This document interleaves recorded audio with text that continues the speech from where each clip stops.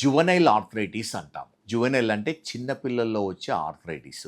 ఇది juvenile arthritis అనేది less than 15 years వాళ్ళలో వస్తూ ఉంటుంది. మోకాళ్ళలో వచ్చినప్పుడు మోకాళ్ళలో నొప్పి వస్తుంది, స్వెల్లింగ్ వస్తుంటుంది, నడవాలంటే ఇబ్బందికరంగా ఉంటుంది, కుంటుతూ నడుస్తూ ఉంటారు. కొంచెం సీరియస్గా అయిన తర్వాత డిఫార్మిటీస్ వస్తాయి, నీస్ బెండ్ అయిపోతాయి, పూర్తిగా నీస్ను స్ట్రెయిట్ చేయలేక బెండ్ చేసి నడుస్తూ ఉంటారు.